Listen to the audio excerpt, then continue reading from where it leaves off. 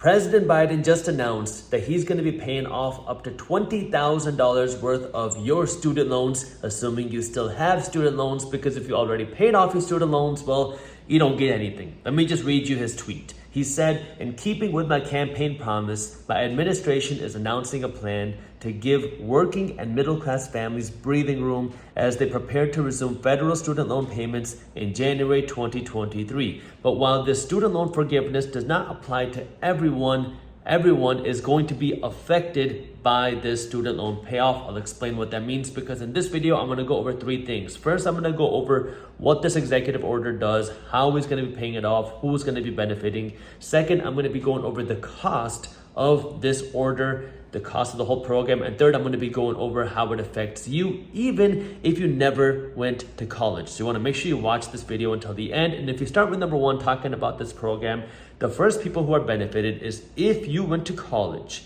and if you got Pell Grants, and if you did not pay off your student loans.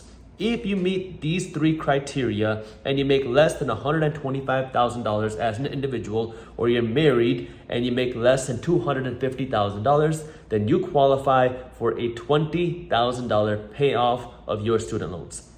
Now, if you did not get any Pell Grants, you went to college, you got student loans, and you haven't paid it off, and you have the same income requirement, so you make less than $125,000 a year or $250,000 a year as a couple, then you qualify for a $10,000 student loan payoff.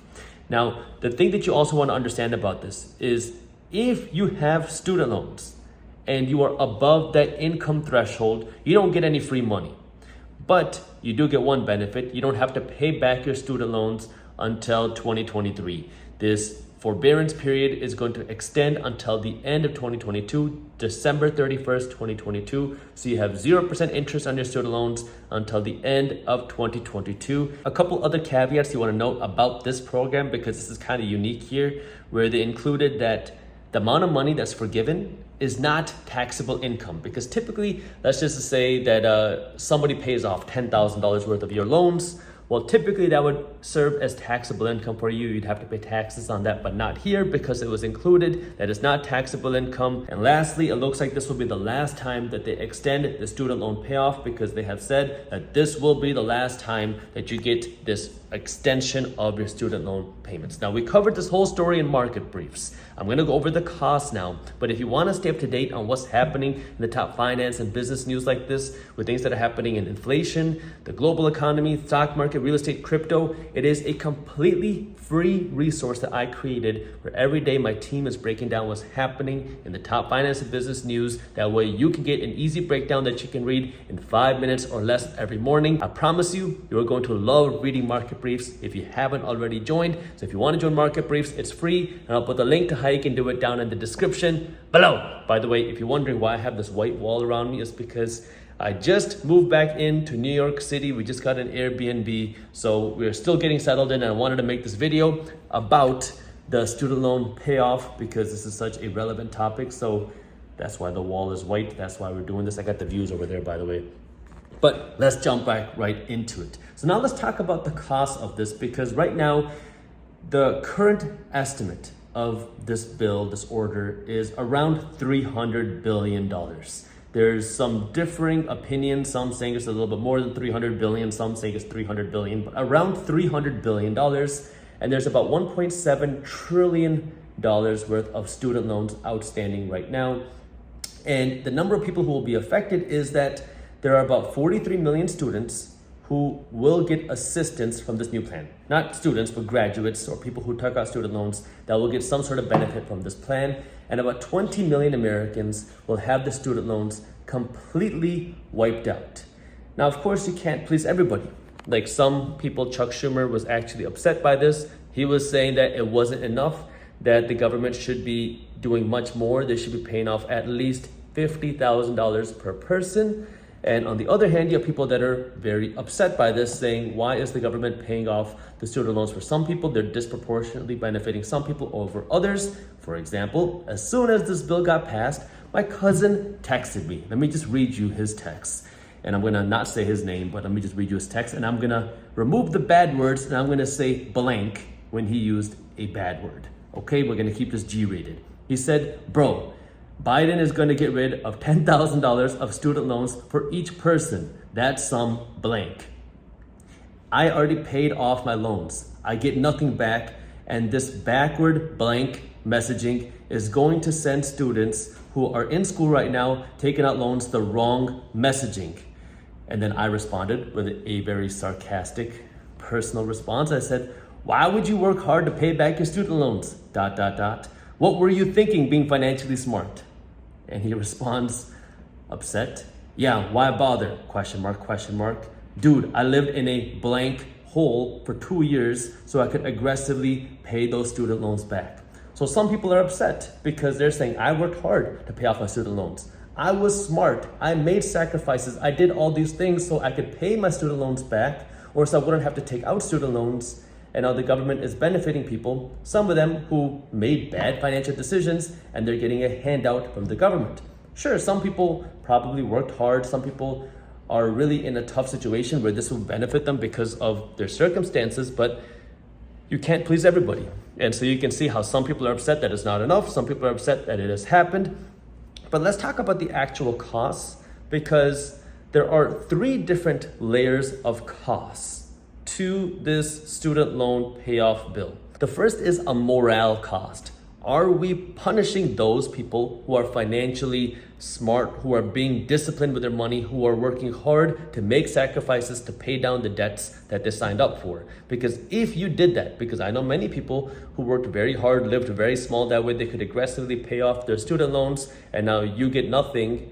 Well, when you see somebody else who was not financially smart get $10,000 or $20,000 from the government just because they didn't pay off the student loans while they were maybe vacationing or doing other things, that is a big morale killer. And so we have to kind of think, who are we punishing and who are we rewarding?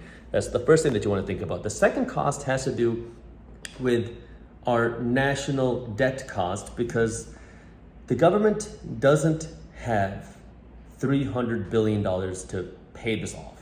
I mean, we have about $31 trillion worth of national debt. We have a huge federal deficit, and somebody has to pay back this money. I mean, there's a cost to free money. We've been talking about this for years now, and someone's gonna have to pay it back.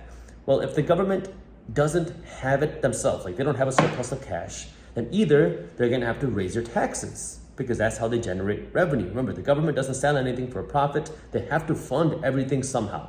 It's for every dollar that comes in, it has to go out. I mean, like a dollar has to come in for it to go out. So either they're gonna raise your taxes. If they don't do that, because right now there is no tax raise that is showing that they're gonna pay for this student loan payoff through higher taxes, then the alternative is they're gonna cut your benefits. They could potentially cut Social Security, they could cut welfare, they could cut teachers, firefighters. I mean, there's a lot of different things they can cut. They can cut the military expenses, but again, that's not in here as well. So if they're not going to have savings to pay for it, they don't have a raise plan, because they say they want to raise taxes on corporations for the Inflation Reduction Act, but that money is going to go somewhere else. They don't say how they're going to cut expenses. That means the third thing is they're going to have to print this money somehow. Well, this money printing has a cost as well. That cost is inflation. We're already paying the price of that because of the last 2.5 years, the government has been printing and spending way more money than they're bringing in. We had the Federal Reserve Bank printing trillions of dollars. This money was injected into our economy, and this has a cost. That cost is inflation, because the value of our dollar goes down, causing the price of things to go up. And right now, the Federal Reserve Bank says their number one goal is to fight inflation. That's why they're raising interest rates. That's why they're trying to sell off their balance sheet. And President Biden and the White House is saying that they want inflation to come down, but when you spend money you don't have, it causes inflation. This has no emotions in it. It's not whether student loans paying off are good or bad. It's just financials. If you're spending money you don't have, it causes inflation. It's like spending money on your credit card that you don't have. It's going to cause your credit card balance to go up. That's math.